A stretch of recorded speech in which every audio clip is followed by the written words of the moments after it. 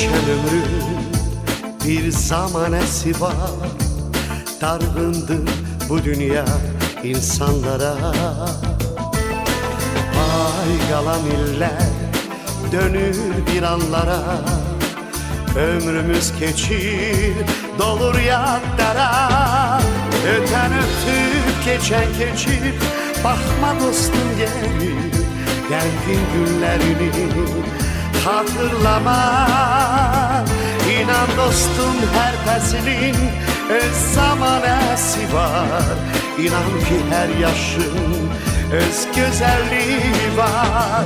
Yüzündeki çizgilerinin, saçındaki beyazlarının, İnan bana dostum öz yaraşığı var. Kalbimdeki incilerinin, yaşa dolan illerinin, İnan ki her yaşın öz güzelliği var.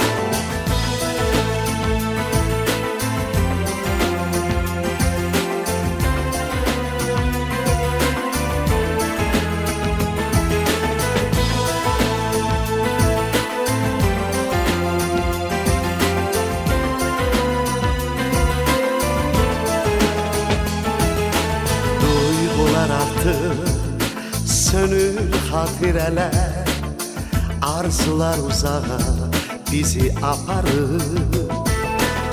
Görünür insanın sonuna kadar Vüsala çatma ümidi kalır.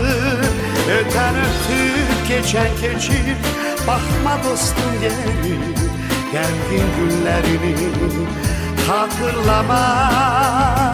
İnan dostum her peslin öz zamanesi var. İnan ki her yaşın öz güzelliği var.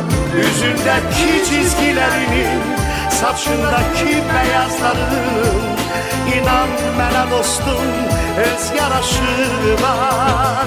Kalbimdeki incilerinin, yaşa dolan illerinin, İnan ki her yaşın öz güzelliği var.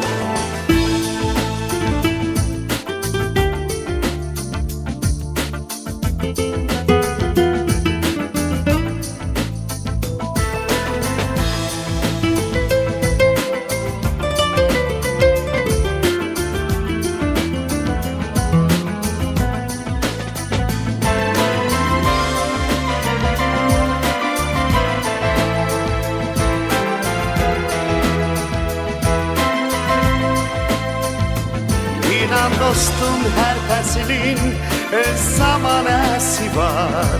İnan ki her yaşın öz güzelliği var. Yüzündeki çizgilerinin, saçındaki beyazlarının, İnan bana dostum öz yaraşığı var. Kalbimdeki incilerinin, yaşa dolan illerinin, İnan ki her yaşın öz güzelliği var. Yüzündeki çizgilerinin, saçındaki beyazlarının, İnan bana dostum öz yaraşığı var.